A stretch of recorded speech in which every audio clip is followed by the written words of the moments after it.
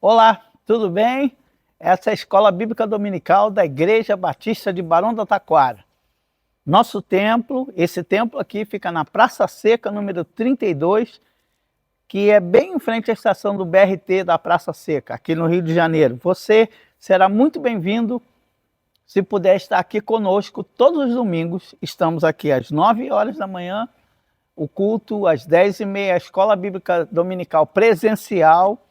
Às 19 horas temos o nosso culto da noite e às quartas-feiras, às 20 horas, temos o nosso culto de oração. Você será muito bem-vindo. Nós estamos estudando a carta de Paulo aos Efésios, Filipenses e Filemão. Essa é a nossa revista que serve de referência para os estudos que estamos fazendo, mas nosso livro-texto é a Bíblia Sagrada, a Palavra de Deus. Por isso nós vamos ler hoje, continuando o estudo de Filipenses, o capítulo 3 da carta de Paulo aos Filipenses. Mas antes de começar, eu quero orar. E antes de orar, eu tenho que pedir a você, dê o seu like aí, coloque aí, gostei, para que esse vídeo possa ser divulgado para outros lugares também. Aí o algoritmo vai perceber que você deu ok, gostei, e aí vai abençoar. Esse gesto seu vai abençoar outras pessoas. Quero convidar você então a orar. Depois eu vou ler o texto e nós vamos fazer a aplicação desse texto nesse estudo da Escola Bíblica Dominical. Senhor, nós te pedimos em nome de Jesus que o Senhor nos guie, que o Senhor nos oriente, que o Senhor nos conduza às verdades, aos princípios, aos valores que são seus. Ajuda-nos a entender a tua revelação aqui no texto de Filipenses. Nós oramos em nome de Jesus. Amém, amém. Vamos recordar, só para que a gente faça a conexão natural que existe no texto. Bem, o texto da carta de Filipenses, ele foi produzido por uma expressão de alegria, de gratidão, porque Paulo tinha recebido um presente em donativos da igreja de Filipos, que ele havia estado lá 10 anos atrás, mas essa igreja continuava sustentando Paulo, não apenas com orações, mas com a vida prática, com a oferta e com esses donativos. Esses donativos foram trazidos por um homem chamado Epafrodito, um não-judeu que estava servindo a igreja não-judia lá da cidade de Filipos. É bom você lembrar também, a gente já falou aqui, você pode voltar a algumas outras lições que estão todas gravadas aí, estão aqui no site da Barão. Você pode lembrar que a cidade de Filipos era uma cidade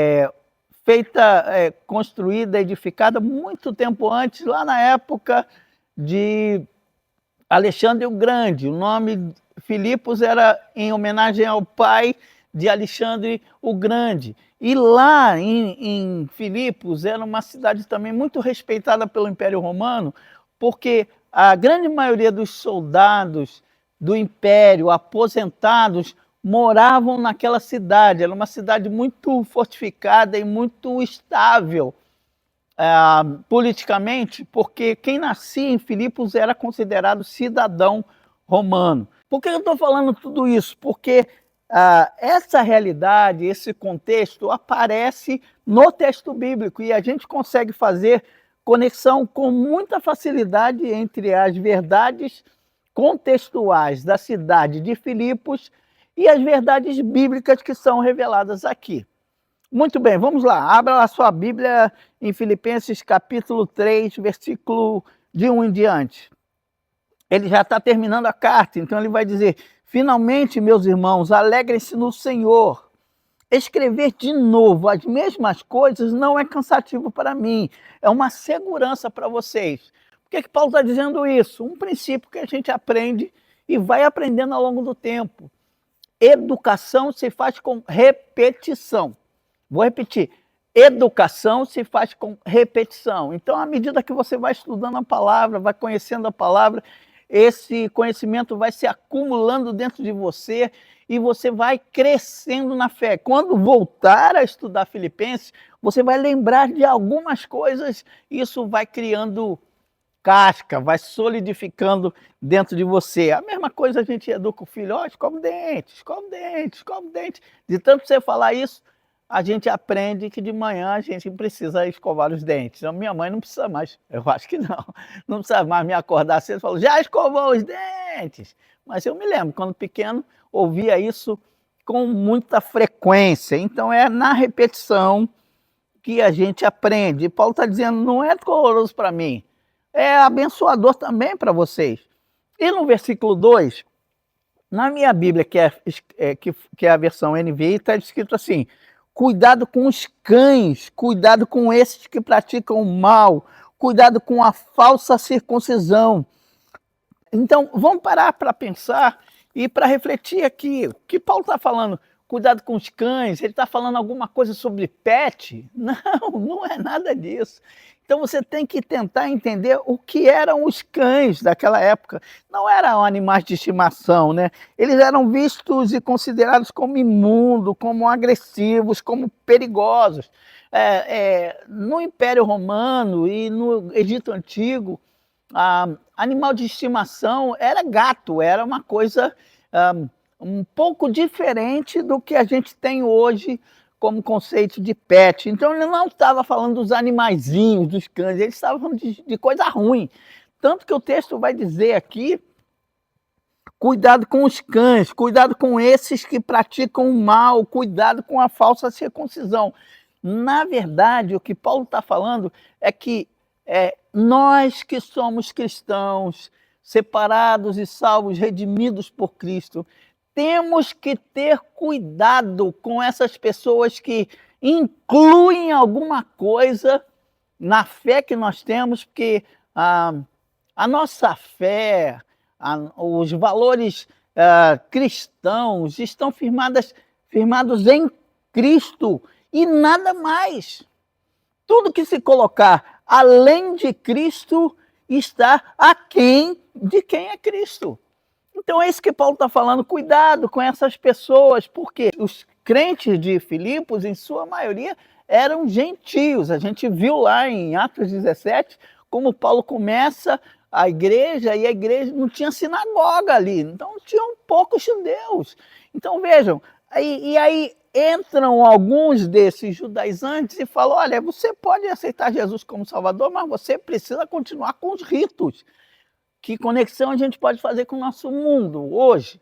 Bem, eu aceito Jesus como Salvador e essa transformação que Cristo faz em mim é de dentro para fora. Eu vou me expressar como alguém que foi mudado por dentro e não uma imposição de fora para que eu cumpra alguns ritos da estrutura religiosa. Você está entendendo o que eu estou falando, não é? Eu tenho o quê? Eu tenho o quê? Eu tenho o quê? Não é assim. No cristianismo, eu sinto que eu preciso fazer isso porque é o Espírito que me move a fazer isso. E é isso que Paulo vai desenvolver aqui. Por isso ele vai continuar dizendo que ele é que podia tirar essa onda, tirar essa onda de judeu, porque aqui ele vai dizer, eu não apenas sou judeu, mas eu sou judeu circuncidado no 8º dia, eu sou... Vamos ler aqui, você vai acompanhar, você vai ler. Versículo 3, pois nós que somos circuncisão, nós que adoramos pelo Espírito de Deus, que nos gloriamos em Cristo Jesus, não temos confiança alguma na carne, embora eu mesmo tivesse razões para ter essa confiança. O Paulo falou, eu tenho razão para confiar nisso. Ele vai dizer, se alguém pensa ter razão para confiar na carne, eu ainda mais.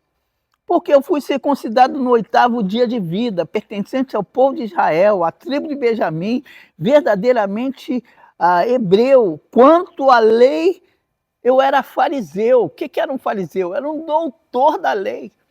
Então Paulo podia se arvorar, se arrogar disso, mas ele não Era arrogante. Lembra-se do que a gente falou lá do capítulo 2? A gente tem que ter o mesmo sentimento que teve Cristo Jesus, que era Deus, não teve por usurpação ser igual a Deus, se tornou homem, se tornou servo, e foi servo até a morte, morte de cruz. Por isso, Deus o exaltou de modo extraordinário e nós o servimos e não há outro nome além dele, que está no céu, na terra, debaixo da terra, e toda língua confesse que Jesus Cristo é o Senhor, para a glória de Deus Pai. Mas aqui você vai ver que ele vai falar: quanto ao zelo, fui perseguidor da igreja, quanto à justiça que há na lei, irrepreensível. Paulo diz: eu era um judeu irrepreensível. Mas isso tudo não valeu de nada para Paulo. Veja o versículo 7.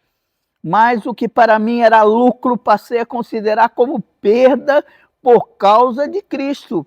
Mais do que isso, considero tudo como perda, comparado à suprema grandeza do conhecimento de Cristo Jesus, meu Senhor, por quem perdi todas as coisas e as considero como esterco para ganhar a Cristo e ser encontrado nele, não tendo a minha própria justiça que procede da lei, mas que vem mediante a fé em Cristo, a justiça que procede de Deus e se baseia na fé. Então veja, Paulo está dizendo que ele podia tirar onda de ser um judeu, porque ele era um judeu irrepreensível, era até um professor, um doutor da lei.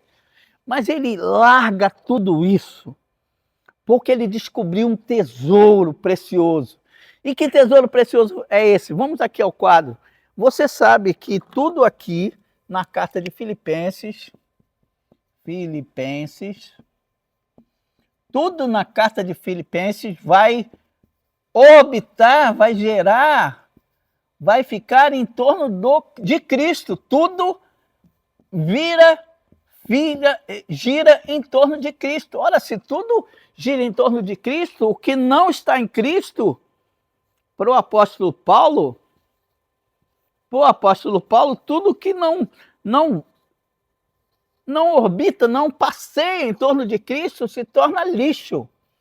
Então, todas as minhas posses, todas as minhas garantias, toda a minha estabilidade, todo o meu status deve ser focado em Cristo. Se for em Cristo, tem valor. Se não for em Cristo, não vale nada, não serve para nada. Então, alguns valores eu preciso colocar para vocês que eu tenho aprendido aqui. Pelo menos 3 coisas que eu tenho aprendido aqui na carta de Paulo aos Filipenses. A primeira é essa. A primeira grande coisa é essa daqui. Admita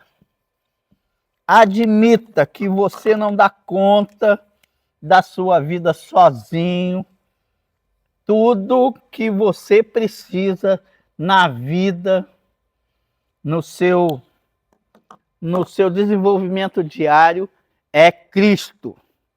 Nem ritos, nem circuncisão, nem religião, nem escola bíblica dominical. Por que a gente estuda na escola bíblica dominical? Porque nós queremos aprender sobre Cristo.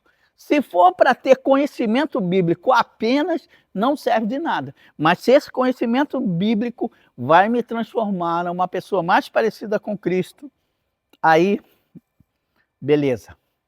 É uma coisa abençoadora. A segunda coisa está a partir do versículo 12. Vamos ler? A segunda coisa está a partir do versículo 12. Então ele falou, ele advertiu a gente: admita que Cristo é o centro da sua vida. A segunda coisa está escrito aqui: não que eu já tenha obtido tudo isso ou tenha sido aperfeiçoado, mas prossigo para alcançá-lo, pois para isso também fui alcançado por Cristo Jesus. Irmãos, não penso que eu mesmo já o tenha alcançado, mas uma coisa faço, esquecendo-me das coisas que para trás ficam e avançando para as coisas que estão diante de mim, prossigo para o alvo a fim de ganhar o prêmio do chamado celestial de Deus em Cristo Jesus.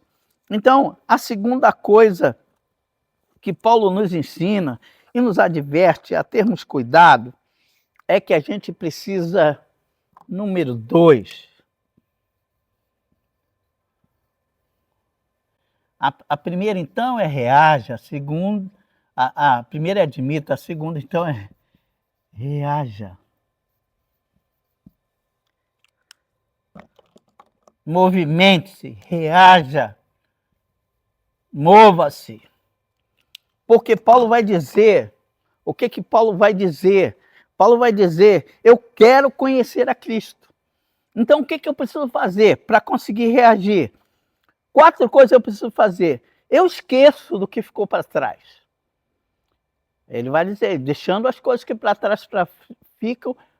Segunda coisa eu vou fazer, eu avanço para as que estão diante de mim. Então eu esqueço o que está atrás, eu olho para o que está na frente, mas ele vai dizer uma terceira coisa, eu prossigo, eu insisto, eu continuo.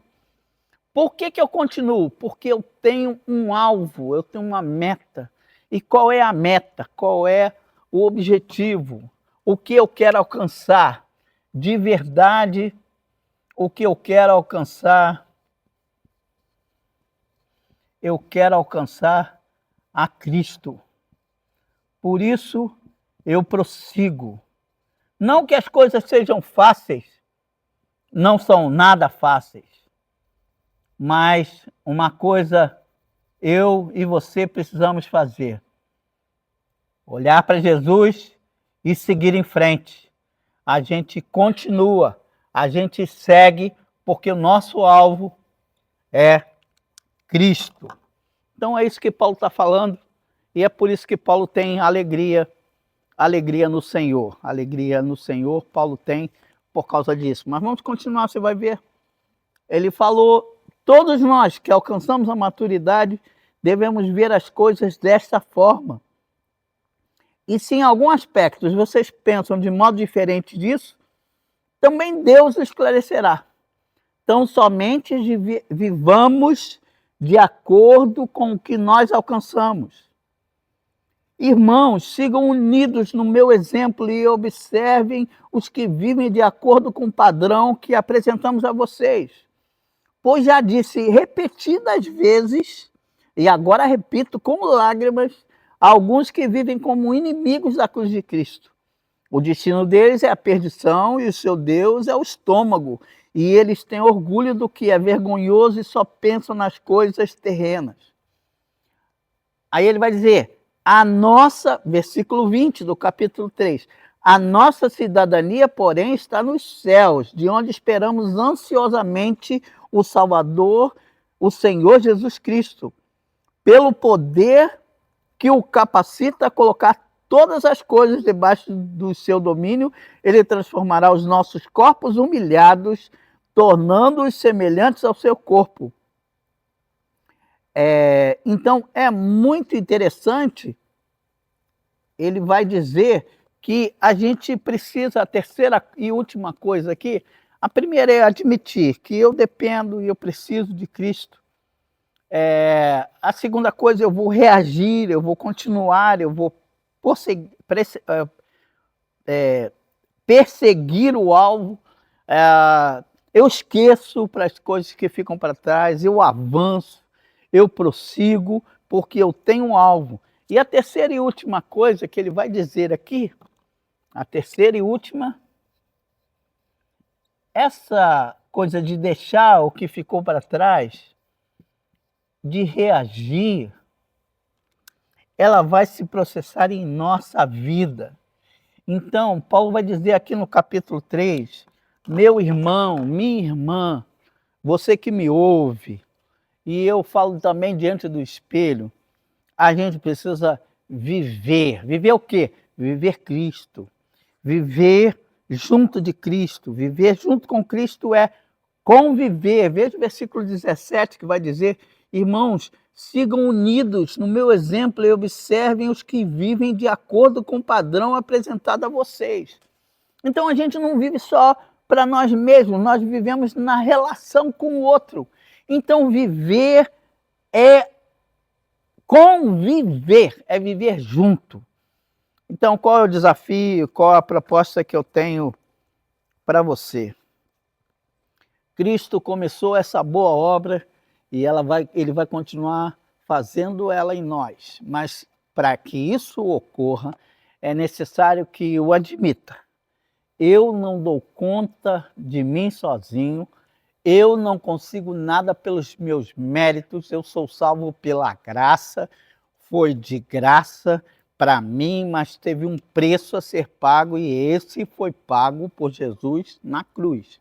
Essa é a primeira coisa que eu tenho que admitir. Admita que o grande valor da sua vida foi a salvação que você recebeu por meio de Jesus Cristo. A segunda coisa que eu preciso fazer é não me acomodar com isso, me sentar no banco, estou salvo. Não, eu tenho que reagir, eu tenho que avançar, eu tenho que aprender e continuar aprendendo e continuar me esforçando para ficar cada vez mais parecido com Cristo. Como que eu faço isso? Eu largo as coisas que ficaram para trás e vou acumulando as que eu vou aprendendo ao longo do tempo. E como é que eu consigo isso de verdade? Vivendo. A vida vai me ensinando. E Paulo, não esqueça nunca disso, Paulo estava numa prisão, mas a prisão não prendeu Paulo. Eu e você passamos por dificuldades, mas as dificuldades não definem quem nós somos. Quem define quem nós somos é a graça de Deus. Deus nos amou de tal maneira que deu o seu Filho por nós.